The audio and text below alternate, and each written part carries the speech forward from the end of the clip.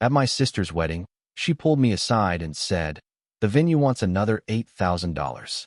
Can you handle it?" I paid without question. During the reception, I overheard her tell her friends, "My brother's so desperate to feel important that he'll pay for anything." I quietly walked to the DJ, handed him $200, and said, "Play this announcement." The entire wedding heard. The bride would like to thank her brother for the $8,000 charity donation that made tonight possible. I, 32M, never thought my sister's wedding would be the day I finally understood what she really thought of me.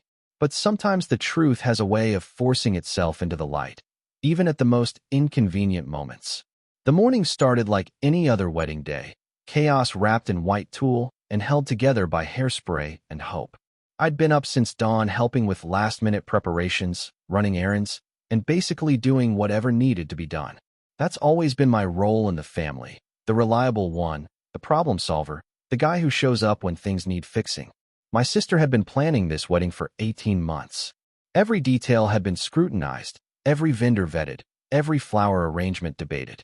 She'd turned into someone I barely recognized during the planning process, demanding, entitled, and somehow convinced that the world owed her the perfect day. But she was my little sister, and despite everything, I wanted her to be happy. The venue was gorgeous, a historic mansion with sprawling gardens and crystal chandeliers that caught the afternoon light just right. The kind of place that costs more per hour than most people make in a month. I knew she and her fiancé had stretched their budget to the breaking point for this location, but it was her dream venue, and she'd made it clear that nothing else would do. I was adjusting my tie in the bridal suite's mirror when she burst through the door, still in her robe with her hair half done. The makeup artist stepped back, clearly sensing the tension that had just entered the room. My sister's face was flushed, and I could see that particular look in her eyes, the one that meant someone was about to get asked for a favor they couldn't refuse. She pulled me aside, away from the small army of bridesmaids and wedding professionals buzzing around the room.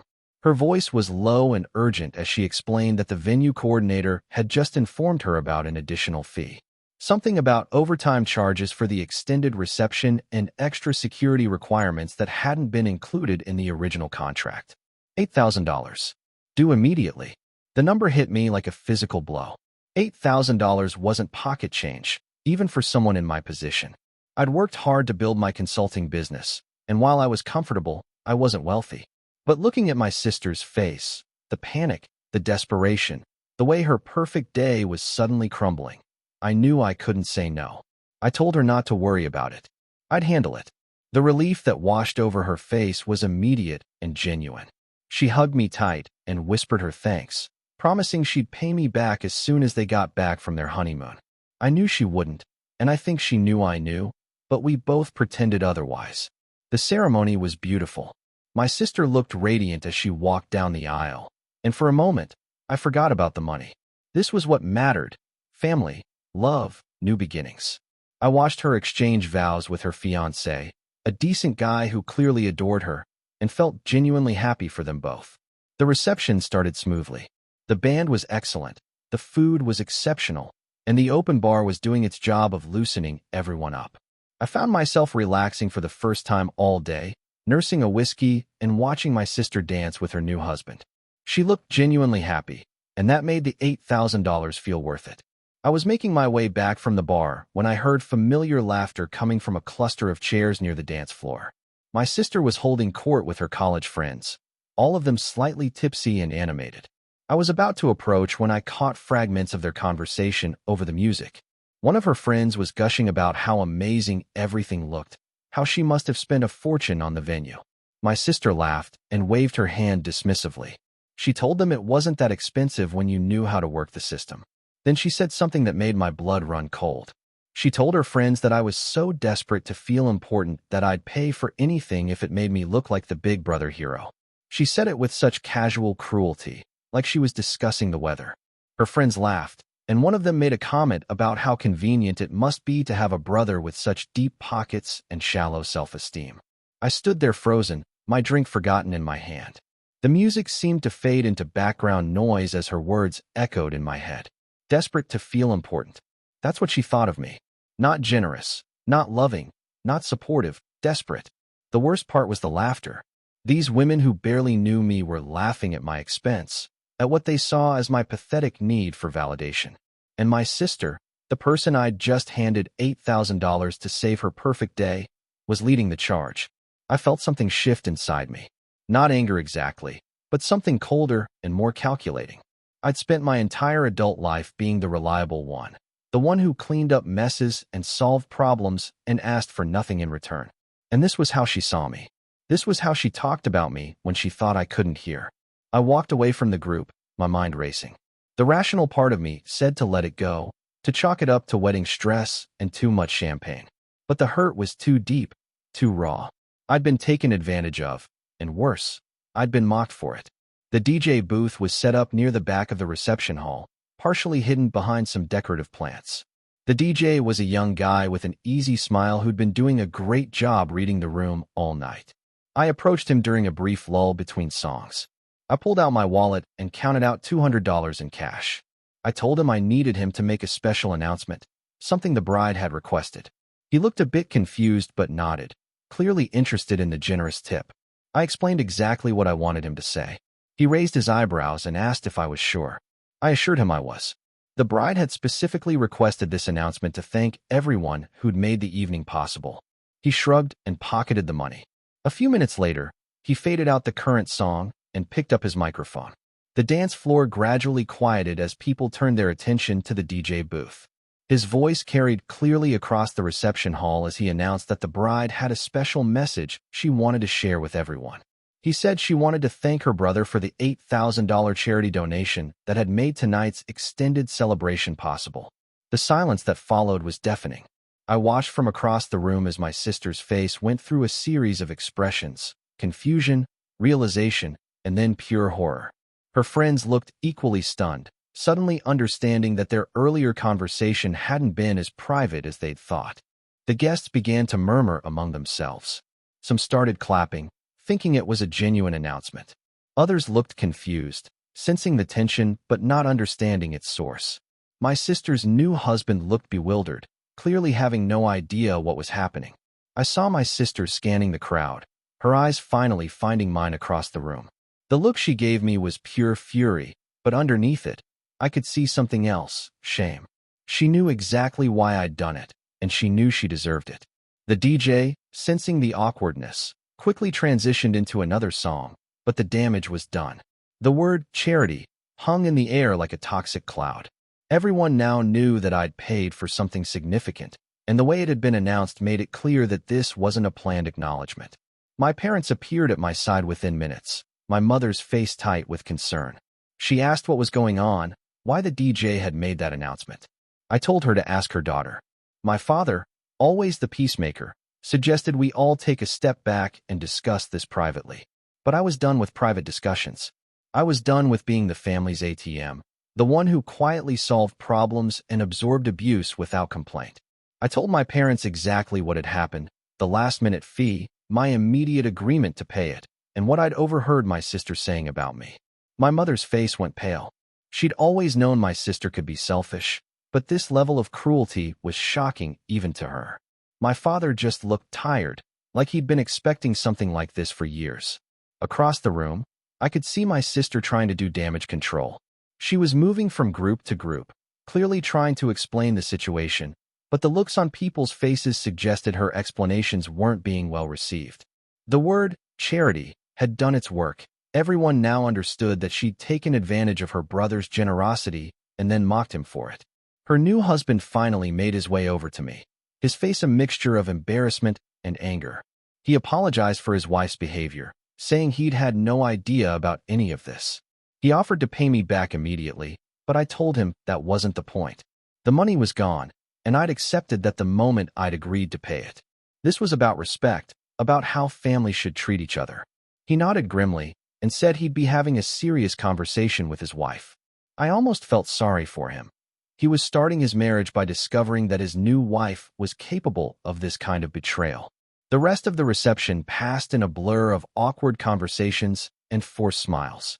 Some guests approached me to express their admiration for my generosity, clearly not understanding the full context.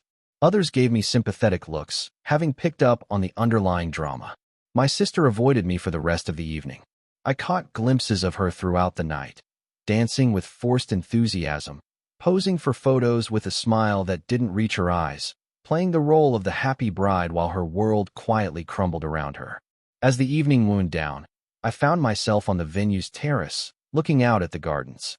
The night air was cool and clean, a relief after the stifling atmosphere inside. I was finally alone with my thoughts, processing what had happened and what it meant for my relationship with my sister. My mother joined me outside, her face etched with worry. She asked if I was okay, if there was anything she could do. I told her I was fine, that I'd finally seen my sister clearly for the first time in years. My mother sighed and said she'd suspected something like this might happen eventually. My sister had always been the baby of the family, indulged and protected, never really forced to face consequences for her actions. We stood in comfortable silence for a while, watching the last of the guests filter out of the reception hall. Finally, my mother asked what I planned to do now. I told her I needed some time to think, to figure out what kind of relationship, if any, I wanted to have with my sister going forward. As I was leaving, my sister finally approached me. She looked exhausted, her perfect makeup smudged, her elaborate hairstyle beginning to fall apart. She started to say something, maybe an apology, maybe an explanation, but I held up my hand to stop her. I told her I'd heard everything I needed to hear earlier in the evening. The $8,000 was my wedding gift to her, and she'd never have to worry about me being desperate to feel important around her again. She wouldn't be getting the chance. Her face crumpled, and for a moment, she looked like the little sister I'd grown up protecting.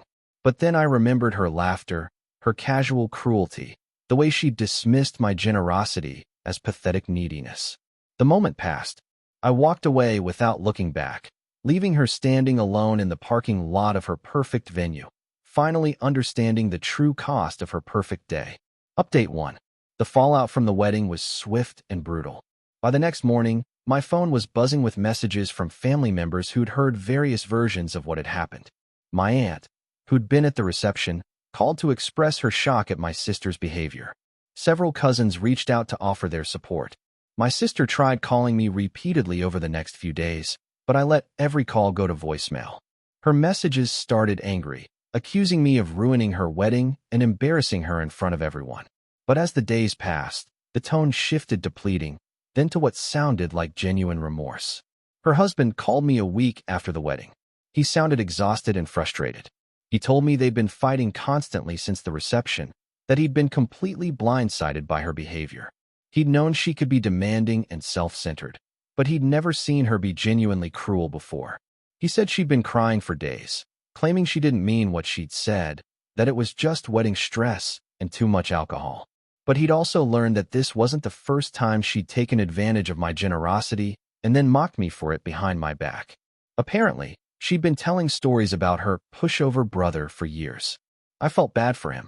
He was a good guy who'd married someone he thought he knew, only to discover a side of her that was ugly and manipulative. I told him I appreciated his call, but that my issues were with my sister, not with him.